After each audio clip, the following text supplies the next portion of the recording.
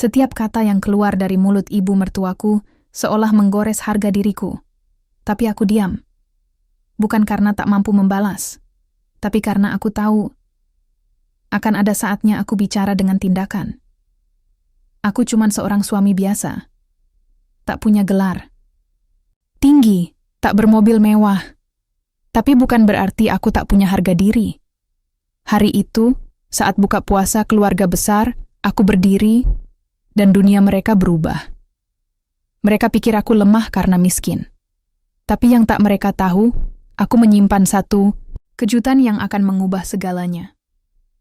Ada yang lebih menusuk dari sekadar kata-kata kasar. Tatapan dingin ibu mertua saat aku berdiri di depan rumahnya sore itu sudah cukup membuat jantungku nyeri. Ngapain kamu kesini? Sudah tahu nggak diundang? Masih aja datang, katanya tanpa basa-basi. Aku tersenyum kaku. Sudah biasa. Toh, ini bukan pertama kalinya aku diperlakukan seperti orang asing. Padahal aku adalah menantu sah.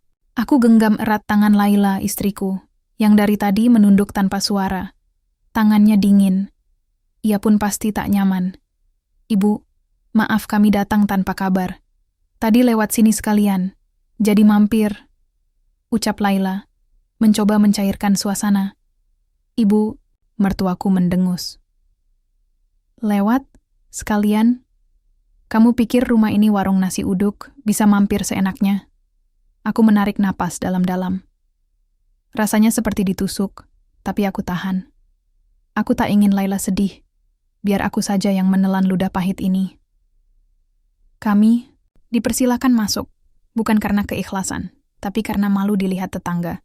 Rumah itu besar, megah, dan harum aroma rendang dari dapur belakang menyambut kami, tapi tidak ada kehangatan di dalamnya. Semua terasa dingin, seperti museum kenangan yang tak pernah kuterima jadi bagian. Di ruang tamu, duduklah kakak iparku bersama suaminya yang berjas rapi. Mereka menyambut dengan senyum basa-basi.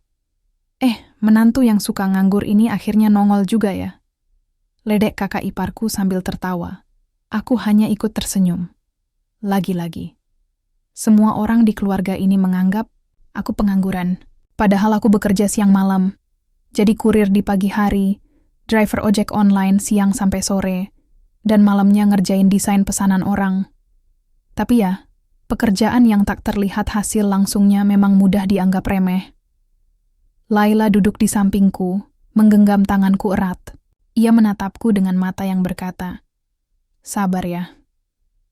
"Ibu, tadi Raka sempat bantu nganterin barang dari teman kerjanya," kata Laila.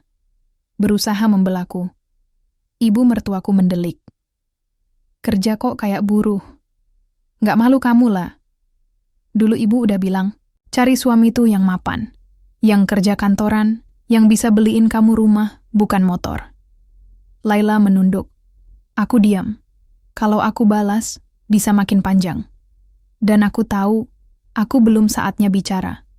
Aku menatap ruang keluarga ini.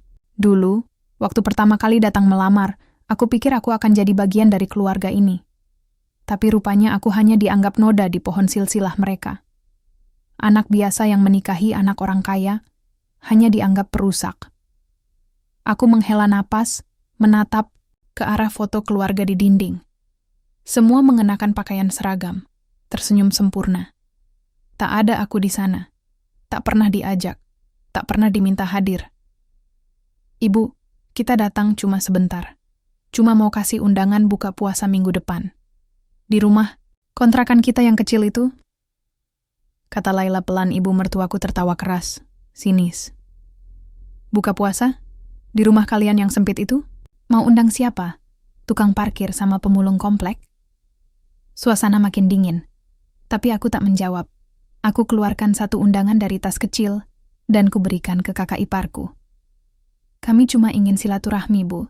Biarpun rumah kami kecil, tapi niat kami besar," kataku sambil tersenyum. Tepat saat itu, dari dalam kamar muncul ayah mertuaku. Sosok pendiam yang lebih banyak pasrah. Beliau mengangguk padaku, sedikit tersenyum. Satu-satunya anggota keluarga ini yang tak pernah ikut mencaci, tapi ia pun tak pernah membela. "Raka, Laila, makan dulu ya. Nggak usah langsung pulang," katanya tenang. Aku terkejut. Ibu mertuaku tampak kesal, tapi tidak berkata apa-apa. Kami lalu duduk di meja makan. Di meja makan itulah biasanya aku paling diuji. Setiap sendok nasi adalah kesempatan untuk mencemooh. Kamu masih kerja narik ojek, kah? Tanya kakak iparku, pura-pura peduli. Aku mengangguk. Masih. Alhamdulillah, lumayan buat bayar cicilan. Ya Allah lah, kamu sabar banget sih hidup kayak gitu. Kalau sama mantanmu dulu, kamu udah jalan-jalan ke Jepang tuh sekarang. Kata ibu mertuaku, tertawa. Aku tersenyum pahit. Laila meremas tanganku. Matanya mulai berkaca. Bu, saya bahagia kok sama Raka. Meski hidup kami sederhana, tapi kami saling dukung, katanya lirih. Aku menatap istriku. Dalam hati aku merasa gagal. Tak bisa membahagiakan Laila sepenuhnya. Tapi aku juga tahu, belum saatnya aku membalas semua ini. Waktunya akan datang. Setelah makan kami pamit. Laila memeluk ayahnya. Aku sekadar menunduk hormat. Ibu mertuaku hanya melambaikan tangan sambil berkata, hati-hati di jalan. Jangan sampai nabrak, nanti ganti motornya pakai apa. Di motor, Laila memelukku dari belakang lebih erat dari biasanya. Mas, maafin aku. Harusnya aku bisa cegah ibu. Aku hanya menjawab, enggak apa-apa. Justru ini jadi pengingat buat aku. Ramadan ini, aku janji, akan jadi titik balik. Laila diam. Lalu tiba-tiba ia bertanya pelan. Mas, kamu masih lanjut proyek rahasia itu kan? Aku tersenyum kecil. Masih. Dan kalau berhasil, Ramadan, ini bukan cuma jadi bukaan puasa, tapi bukaan mata juga. Aku nyalakan mesin motor. Angin malam menyentuh wajahku, tapi panas di dadaku belum reda. Aku tahu, sebentar lagi, waktuku akan tiba. Rumah kami memang kecil. 2 kamar, 1 dapur mungil, dan ruang tamu yang merangkap ruang makan sekaligus ruang kerja. Tapi di rumah inilah semua mimpi kami ditanam, dipupuk, dan perlahan mulai tumbuh. Laila sedang menyapu lantai saat aku masuk membawa 2 bungkus nasi uduk dari warung depan gang. Kami memang belum sempat masak hari ini. Tadi pagi aku antar barang untuk pelanggan, lalu lanjut narik ojek online sampai siang. Sekarang, waktunya istirahat sebentar. Mas, ada pesanan lagi dari Bu Rani. Katanya butuh desain undangan pernikahan, anaknya minggu depan. Mau kamu kerjain nggak? Tanya Laila sambil menaruh sapu di sudut ruangan. Aku duduk dan membuka bungkusan nasi. Mau banget. Tambah rezeki. Lumayan buat nyicil utang warung, ya kan? Kami tertawa kecil. Dalam sempitnya hidup, kami belajar menikmati hal-hal kecil. Sepiring nasi uduk, gelas teh manis hangat, dan obrolan ringan sore hari sudah cukup membuat kami merasa jadi orang paling beruntung di dunia. Mas, kata Laila pelan, nanti undangan buka puasa kita, kira-kira bakal ada yang datang nggak ya? Aku menatap matanya.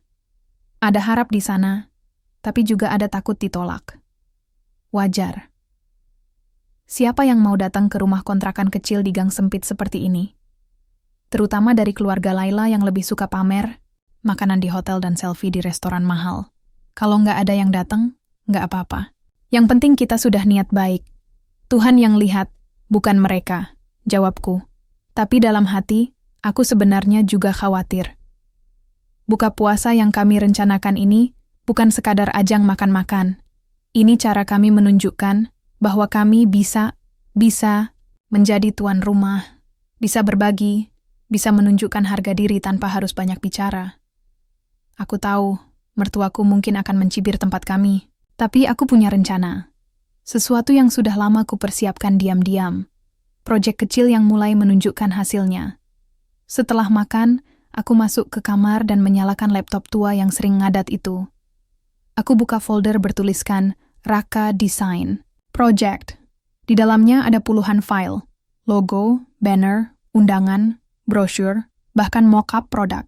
Semua hasil kerja lelah selama berbulan-bulan. Tapi yang paling spesial adalah satu folder bernama Rahma. Sebuah brand fashion kecil yang kubangun bareng teman SMA-ku, Dika, yang sekarang tinggal di Bandung. Aku bagian desain dan branding, dia bagian produksi dan distribusi. Awalnya iseng, Sekarang sudah mulai dapat order rutin. Laila masuk dan duduk di sebelahku. Kamu yakin kita bisa rilis produk pertama pas buka puasa nanti? Aku mengangguk. Yakin. Launchingnya online, tapi pas hari itu juga, sekalian kita tunjukin ke keluarga. Walaupun mereka nggak ngerti sekarang. Setidaknya nanti mereka bakal lihat. Aku bukan cuma tukang ojek. Laila mengangguk pelan, lalu meletakkan kepala di pundakku. Mas, aku nggak pernah malu punya suami kayak kamu. Justru aku bangga. Mereka boleh hina sesukanya, tapi aku tahu, kamu laki-laki yang nggak lari dari tanggung jawab. Aku diam. Hati ini seperti meleleh setiap kali Laila berkata begitu. Ia adalah satu-satunya alasan aku tidak menyerah saat dunia rasanya menertawakan hidupku. Malamnya, aku bekerja sampai larut. Mengerjakan desain pesanan, mengecek katalog produk Rahma, dan membalas DM calon pelanggan di Instagram brand kami. Aku tidak bisa tidur sebelum memastikan semua berjalan sesuai rencana. Ramadan baru masuk hari ketiga, tapi aku sudah menghitung mundur ke hari buka puasa yang kami rencanakan. Hari di mana semua keluarga Laila diundang. Hari yang semoga jadi titik balik. Keesokan paginya, aku mengantar undangan ke beberapa saudara Laila yang tinggal tidak terlalu jauh. Salah satunya adalah Tante Sari, adik dari ibu mertua. Beliau lebih hangat dan ramah daripada kakaknya.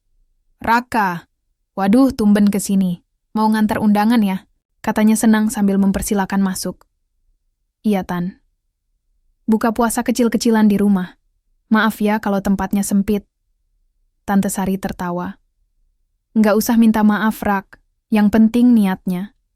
Lagi pula kalian ini pasangan yang langka. Saling dukung, kerja keras.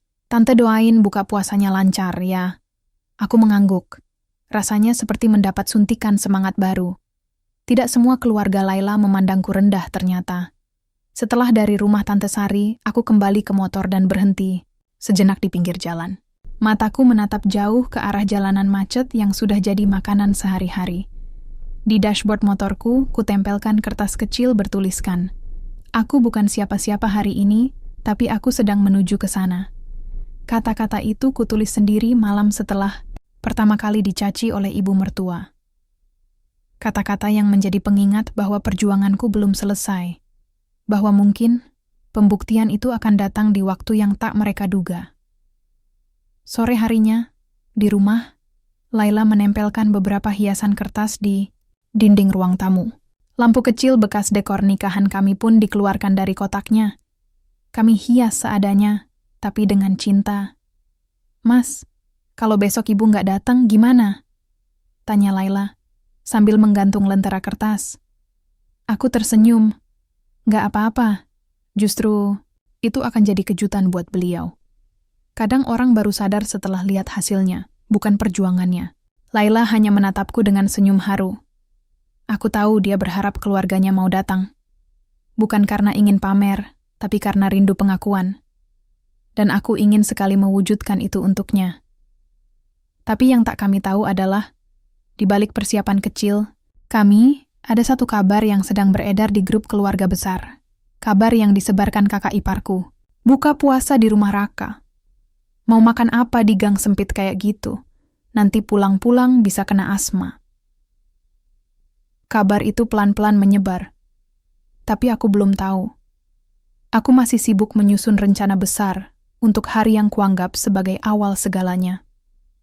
Dan mungkin awal dari kejutan yang tak hanya untuk mereka, tapi juga untukku sendiri.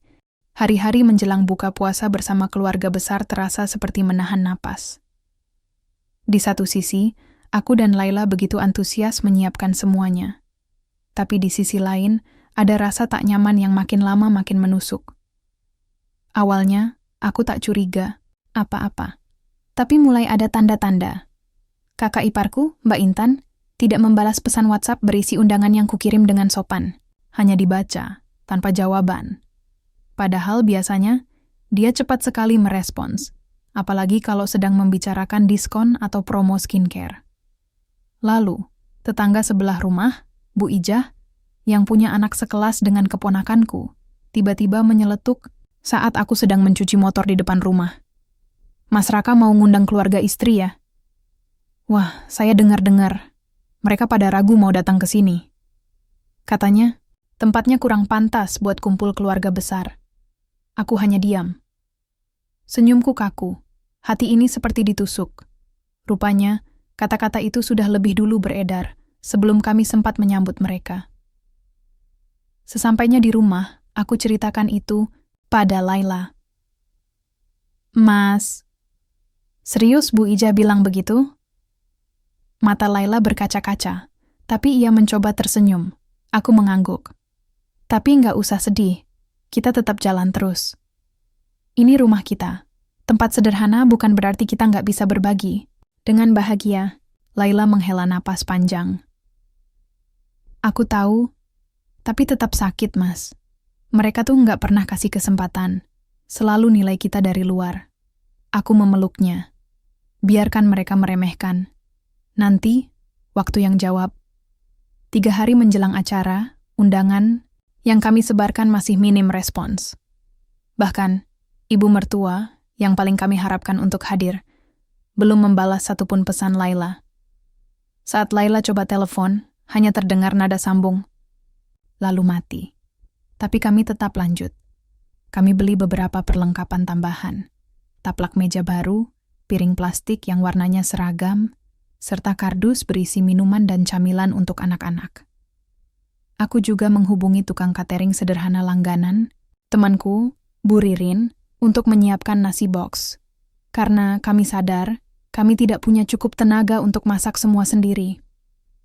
Bu, yang porsi sedang saja ya, insya Allah yang datang sekitar 20 orang, kataku. Bu Ririn mengangguk. Tenang Mas, saya siapin yang enak. Walau bukan restoran, yang penting niatnya. Aku tersenyum. Betul, yang penting niatnya. Malam sebelum hari H, aku menerima pesan dari Dika, partnerku dalam proyek Rahma. Bro, kabar bagus. Produk pertama kita sold out pre-order batch Watu. Aku kirim screenshot ke kamu ya. Oh iya, kamu beneran mau launch pas bukber? Iya bro, biar sekalian jadi pembuktian di depan keluarga istriku. Salut! Tapi jangan sampai kamu kecewa ya, kalau ekspektasi mereka terlalu tinggi. Yang penting kamu tahu, kamu udah hebat. Aku membaca pesan itu sambil duduk di depan laptop. Di depanku, layar memperlihatkan akun Instagram airrahma.id yang followersnya naik drastis dalam 2 minggu. Desain yang kubuat ternyata benar-benar menarik perhatian. Ini adalah salah satu alasan aku percaya diri menghadapi acara besok. Meskipun aku belum punya mobil, belum punya rumah sendiri, tapi aku punya arah. Aku bukan pengangguran yang duduk diam menerima nasib. Aku bukan sekadar tukang ojek. Hari yang ditunggu akhirnya datang. Pagi hari, Laila sudah sibuk mengepel lantai. Aku membantu merapikan kursi dan menyiapkan meja hidangan. Kami sepakat acara buka puasa akan sederhana, tapi penuh kehangatan. Tak perlu mewah, cukup tulus. Jam 3 sore, nasi box dari Bu Ririn tiba. Jam 4, minuman dingin dan kolak sudah tersaji di atas meja jam 5. Kursi-kursi masih kosong. Aku melirik ponsel. Tidak ada pesan masuk. Tidak ada kabar. Hanya satu notifikasi yang muncul. Selamat, produk Rahma resmi trending di TikTok fashion lokal. Aku tersenyum pahit. Bahkan kabar gembira ini tidak bisa sepenuhnya menghapus rasa kecewa. Laila duduk di sudut ruang tamu, menatap jam dinding. Matanya kosong. Mungkin mereka memang enggak mau datang, Mas. Katanya pelan. Aku duduk di sebelahnya, menggenggam tangannya erat. Kalau mereka nggak datang, biar aku yang mendatangi mereka. Tapi bukan untuk minta maaf, melainkan untuk menunjukkan bahwa aku bisa. Laila menatapku, dan di matanya kulihat sesuatu yang lebih kuat dari luka. Keyakinan. Menjelang azan maghrib, terdengar langkah tergesa dari luar. Pintu rumah kami diketuk. Aku dan Laila saling pandang, lalu buru-buru membuka. Tante Sari dan suaminya berdiri di depan pintu, membawa kantong plastik berisi buah dan kue. Maaf ya, baru bisa datang. Kami sempat macet di jalan, katanya tersenyum. Laila langsung memeluk, "Tante Sari." "Ya Allah, makasih Tan. Kirain nggak ada yang datang." Tak lama kemudian, beberapa keponakan Laila datang menyusul. Ternyata mereka diajak oleh Tante Sari. Jumlahnya tak banyak, mungkin hanya 8 orang. Tapi cukuplah membuat rumah kami terasa hidup sore itu. Aku buka puasa dengan hati yang sedikit lega. Meski banyak yang mencibir, masih ada yang mau datang dengan tulus. Dan malam itu, aku memutuskan satu hal penting. Besok pagi, aku akan menghadap ibu mertuaku. Bukan untuk menantang, bukan untuk membalas, tapi untuk membuktikan. Aku akan datang, bukan sebagai menantu yang selalu direndahkan, tapi sebagai pria yang berdiri di atas keringat sendiri dan tidak akan pernah berhenti berjuang. Pagi itu, langit sedikit mendung. Tapi hatiku lebih mendung lagi. Aku berdiri di depan kaca, merapikan kerah kemeja yang kupakai. Tidak ada yang spesial dengan bajuku hari ini. Tapi ini hari yang penting. Bukan karena akan ada pertemuan besar, melainkan karena aku akan menghadap seseorang yang sudah lama meniliku dari sebelah mata. Ibu mertua. Sudah hampir 3 minggu sejak terakhir aku melihat wajah beliau, dan bahkan itu pun hanya sekilas saat kami tak sengaja berpapasan di minimarket.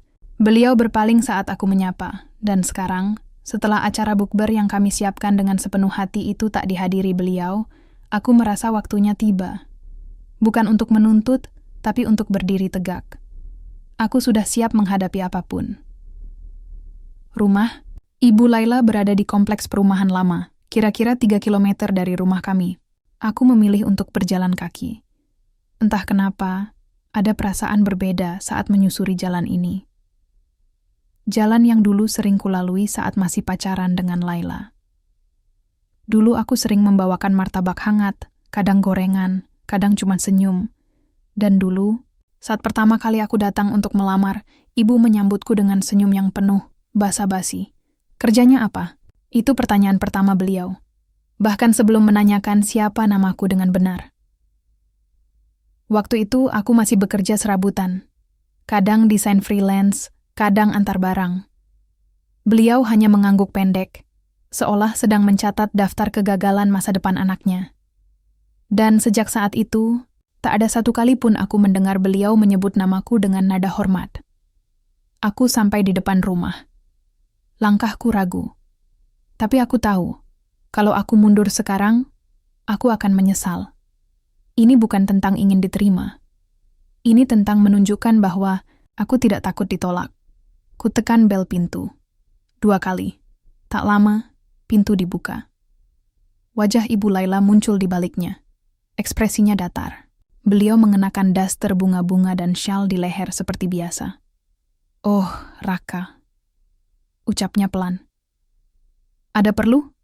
Aku menelan ludah. "Iya, Bu. Boleh saya masuk?" Beliau diam sejenak, lalu mempersilahkan dengan tangan lesu.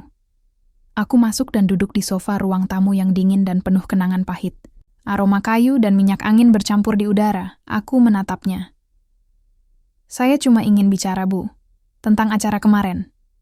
Beliau mengangkat alis. "Oh, maaf ya, saya memang nggak bisa datang.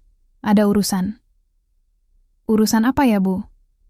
Tanyaku, tetap sopan. Ibu menoleh ke arah jendela. "Apa pentingnya saya datang ke rumah yang bahkan tidak punya AC? Keluarga lain juga mikir begitu. Masa iya berkeluarga besar di rumah petak seperti itu?" Deg. Tapi aku tidak membalas. Aku hanya tersenyum kecil. "Tidak apa-apa, Bu. Saya paham. Tapi saya ingin Ibu tahu. Saya dan Laila menyiapkan semuanya dengan hati. Kami nggak punya banyak, tapi kami punya niat." Ibu menghela napas. "Niat saja nggak cukup buat hidup, Raka." "Benar, Bu. Karena itu saya kerja keras. Dan sekarang saya ingin Ibu tahu. Bisnis kecil yang saya bangun sudah mulai berkembang. Saya belum kaya. Tapi saya sedang menuju ke sana." Ibu tersenyum sinis. "Bisnis online? Itu yang kamu banggakan?" "Nggak ada jaminan." Aku menatapnya. Mungkin bagi Ibu tidak ada. Tapi bagi saya itu bukti bahwa saya tidak menyerah. Beliau terdiam.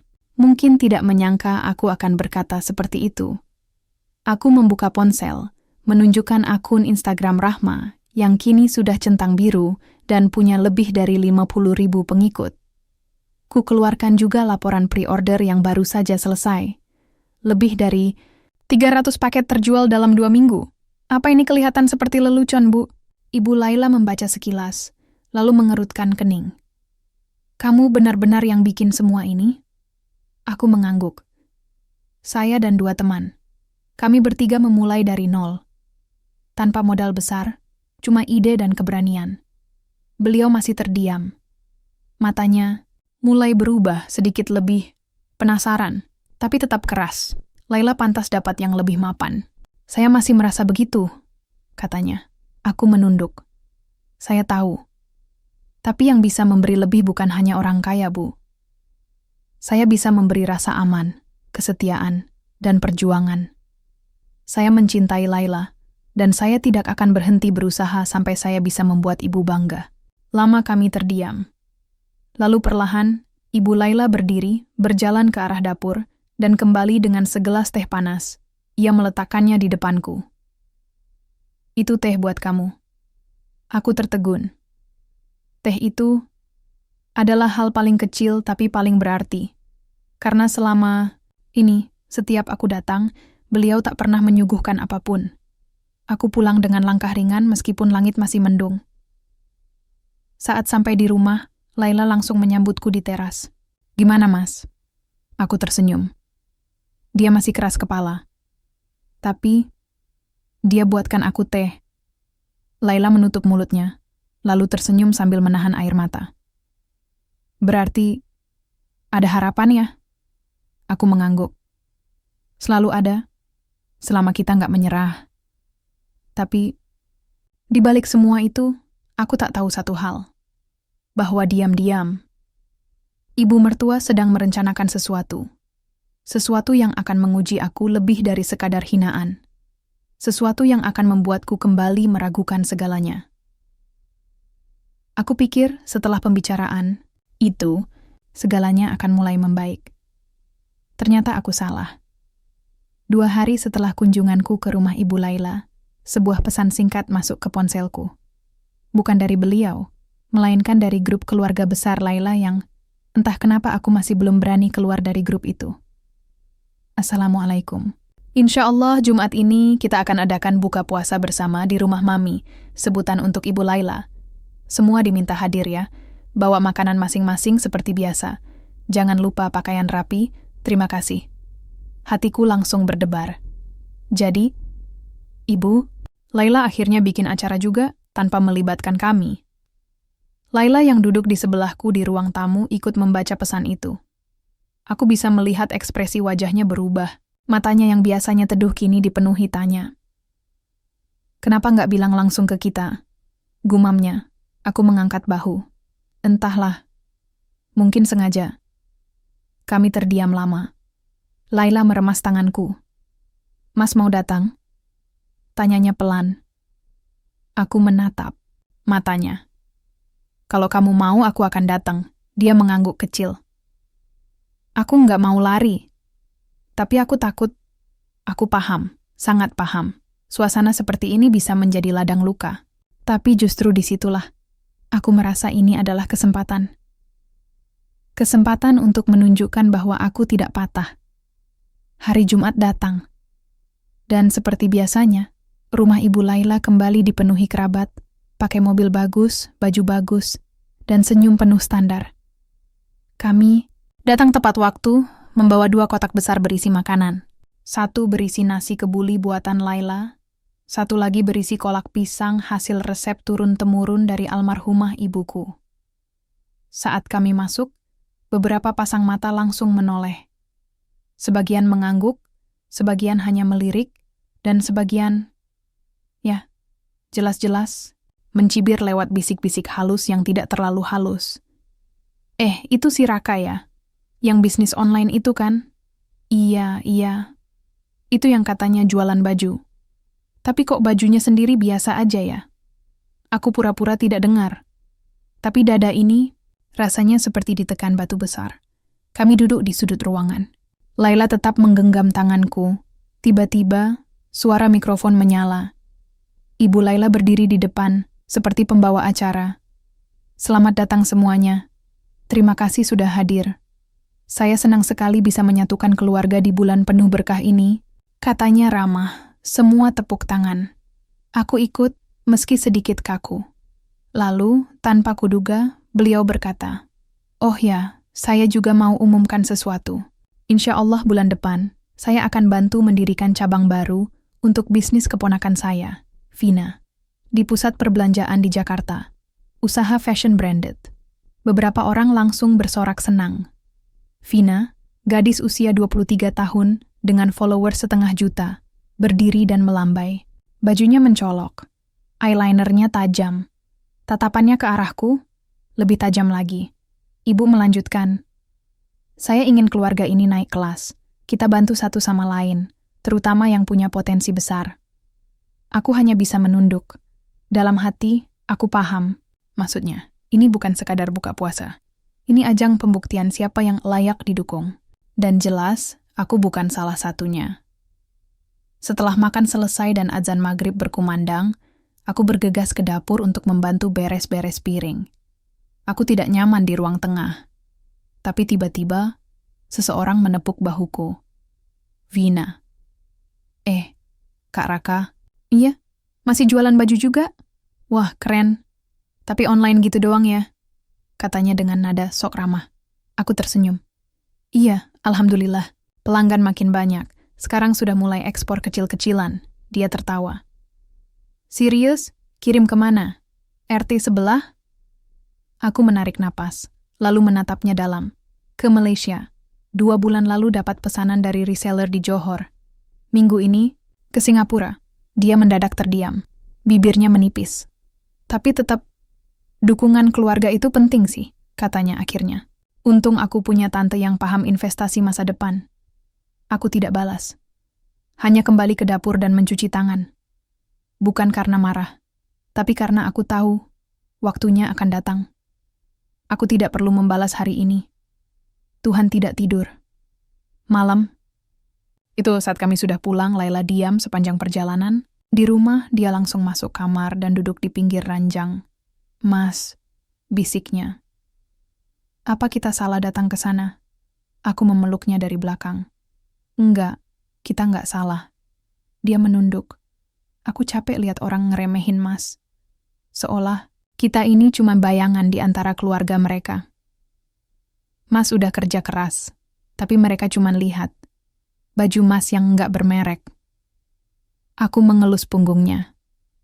Aku memang belum bisa bikin semua orang terkesan, tapi aku akan buktikan. Di depan mereka semua. Tapi bukan dengan marah. Bukan dengan membalas. Aku mendongak, tapi dengan membuat mereka terdiam karena kagum.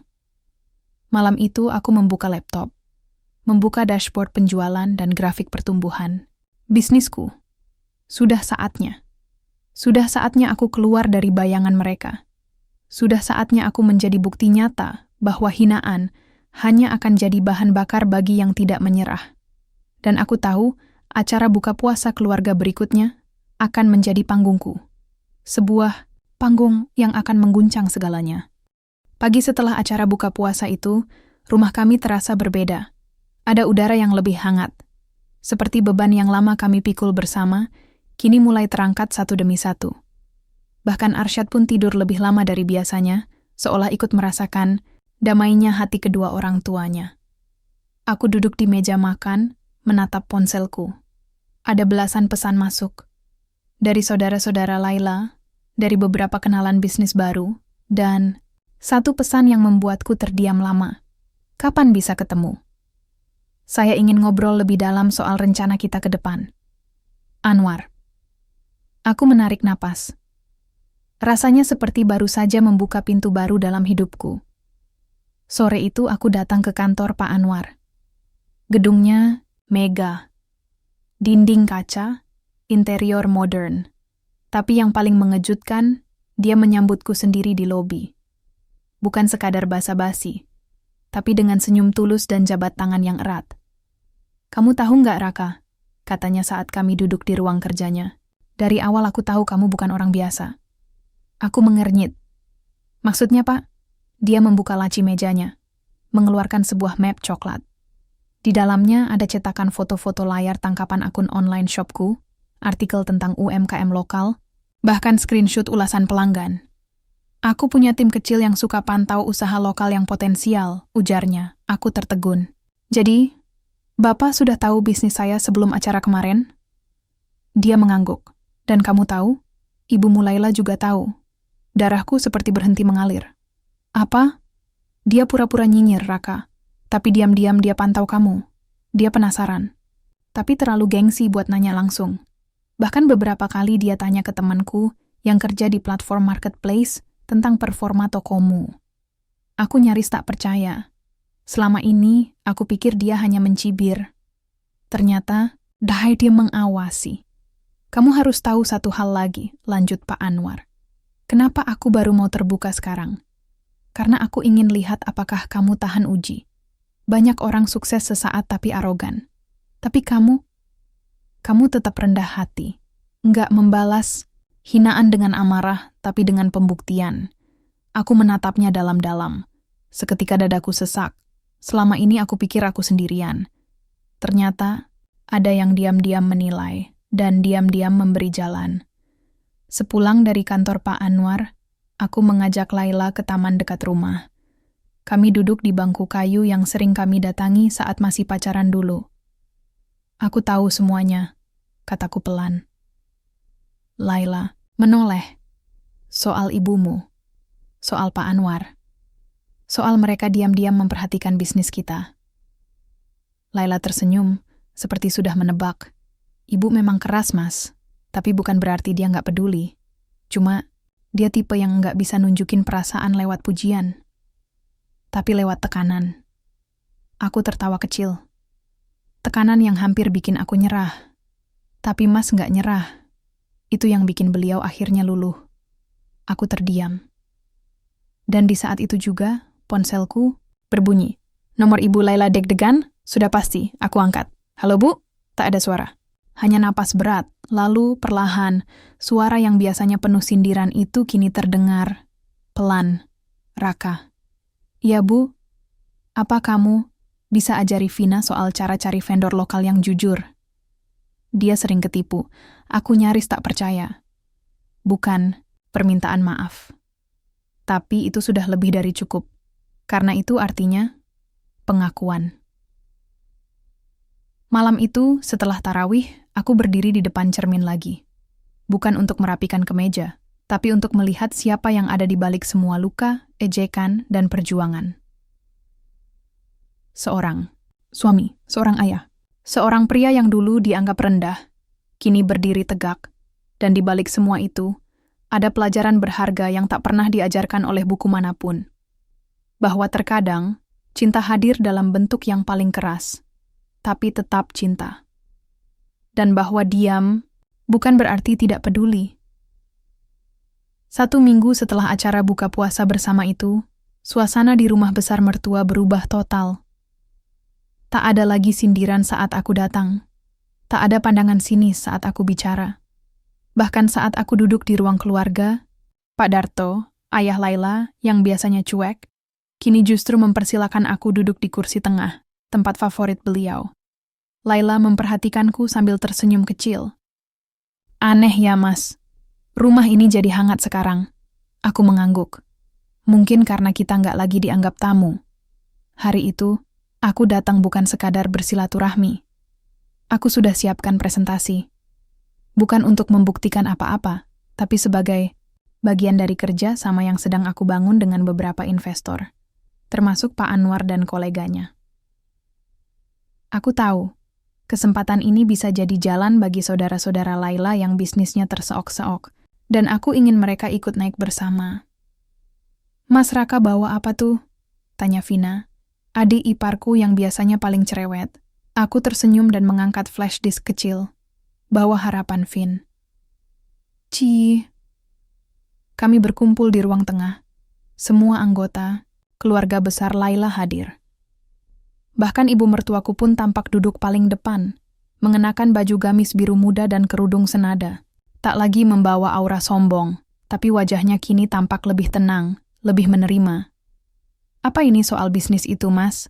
Tanya Laila pelan. Aku mengangguk. Tapi bukan untuk pamer. Presentasi dimulai. Aku tunjukkan data pertumbuhan bisnisku, bukan untuk menyombongkan omzet atau jumlah karyawan, tapi untuk menunjukkan bahwa semua bisa dicapai dari nol, bahkan tanpa bantuan siapa-siapa.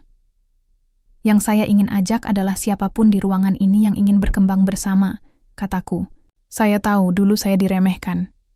Tapi sekarang saya ingin kita saling bantu.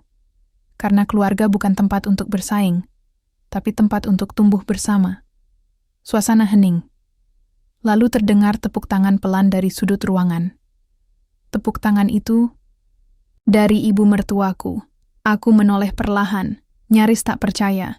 Ibu minta maaf. Raka, katanya tiba-tiba. Seketika ruangan terasa begitu sunyi. Dulu ibu terlalu terpaku pada status. Terlalu takut anak ibu hidup susah. Tapi ternyata, justru kamu yang bawa banyak kebaikan ke keluarga ini. Mataku berkaca-kaca, tapi aku tahan, aku tak butuh air mata hari ini. Karena yang datang adalah pengakuan yang tak pernah aku duga akan datang secepat ini. Malamnya, setelah semua pulang dan rumah kembali sepi, aku dan Laila duduk di teras. Dia menggenggam tanganku erat. Mas tahu nggak? Yang Mas lakukan hari ini itu bukan cuma balas dendam. Aku nggak mau balas dendam, potongku pelan. Aku cuma ingin balas dengan cara yang Masya Allah, elegan. Laila tertawa kecil.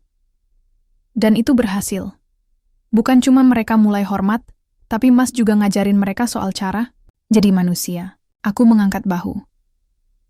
Aku cuma berusaha jadi yang terbaik buat kamu dan Arsyad. Dan kamu udah lebih dari cukup, Mas. Kami terdiam sejenak. Angin malam terasa lembut. Lalu tiba-tiba Laila bersuara pelan, tapi penuh makna. Mas, boleh aku cerita sesuatu? Aku menoleh. Apa? Waktu Mas sering dibentak ibu, aku sempat berpikir buat ngajak Mas pisah rumah. Aku tertegun. Tapi kenapa nggak jadi? Dia menatapku, matanya berkaca-kaca. Karena aku tahu Mas lagi berproses. Dan aku pengen ada di sana bareng Mas, waktu semuanya akhirnya berubah. Aku menariknya ke pelukan. Tak berkata apa-apa, hanya pelukan hangat. Untuk semua luka, perjuangan, dan cinta yang tak pernah surut. Besok adalah malam takbiran, dan aku tahu lebaran kali ini akan berbeda. Bukan lagi menantu yang dinilai dari isi dompet, tapi dari isi hati. Takbir berkumandang di seluruh sudut kota. Malam takbiran selalu membawa nuansa yang berbeda. Gemuruh suara bedug, lantunan takbir, dan aroma ketupat yang mulai merebak dari dapur-dapur rumah. Di rumah besar keluarga Laila, untuk pertama kalinya, suasana benar-benar terasa, seperti keluarga. Tak ada lagi tatapan mencibir. Tak ada lagi obrolan yang menyudutkan. Yang ada hanyalah tawa, pelukan, dan saling meminta maaf. Seperti lukisan keluarga yang selama ini hanya ada dalam imajinasi, kini benar-benar ada di depan mata. Pagi hari kami sholat Id bersama. Aku, Laila, Arsyad, bahkan ibu mertuaku berjalan berdampingan menuju masjid. Sepanjang jalan, beberapa tetangga menyapa. Ada yang memuji bajuku yang sederhana tapi rapi. Ada yang bertanya soal bisnis. Dan ada pula yang memuji Arsyad karena sekarang lebih ceria. Selesai salat, saat kami hendak pulang, ibu mertuaku tiba-tiba menarik tanganku. Raka, ikut ibu sebentar. Aku menoleh, kaget. Kemana, Bu? Ke makam bapak. Kami tiba di pemakaman keluarga yang terletak tak jauh dari kompleks perumahan. Di sana, ibu berdiri lama di depan makam suaminya. Tangannya menggenggam tasbih, matanya berkaca-kaca. Dulu, waktu bapak masih hidup, beliau selalu bilang satu hal ke ibu. Katanya pelan. Apa itu, Bu? Jangan nilai orang dari bajunya, tapi dari caranya mencintai keluarga. Aku terdiam. Ibu lupa nasihat itu, Raka. Maaf, ibu terlalu keras. Terlalu takut Laila salah pilih. Aku menggeleng pelan. Saya nggak pernah anggap ibu musuh. Saya anggap ujian. Ibu menatapku, lalu tersenyum. Kamu lulus, Raka. Bahkan dengan nilai sempurna. Siang harinya kami makan bersama. Kali ini, aku yang memimpin doa makan. Sesuatu yang tak pernah terjadi sebelumnya. Bismillah, aku memulai. Hari ini bukan tentang siapa yang paling kaya, atau siapa yang paling banyak memberi, tapi tentang siapa yang paling bisa bersabar dan tetap bertahan dalam cinta. Semua menunduk. Ada yang mengusap mata. Bahkan Pak Darto, yang biasanya kaku, kali ini mengangguk perlahan dengan mata berkaca-kaca. Mungkin, untuk pertama kalinya dalam hidupku, aku benar-benar merasa menjadi bagian dari keluarga ini. Sore menjelang maghrib, aku duduk bersama Laila dan Arsyad di halaman rumah. "Mas," kata Laila sambil menyandarkan kepala di pundakku. "Kalau Mas bisa memilih, mau kembali ke masa lalu atau tetap di hari ini?" Aku tersenyum. Kalau aku balik ke masa lalu, mungkin aku nggak akan tahan disindir terus. Tapi kalau aku nggak pernah ke masa itu, aku nggak akan tahu sekuat apa aku sebenarnya. Laila mencubit pipiku pelan. Jawaban bijak. Aku mengangkat bahu. Aku cuma belajar dari perjalanan. Kami terdiam, menikmati suara takbir yang mulai terdengar kembali dari masjid. Arsyad memeluk lututku sambil menguap. "Mas," Laila berbisik. Terima kasih ya, udah nggak pernah ninggalin aku.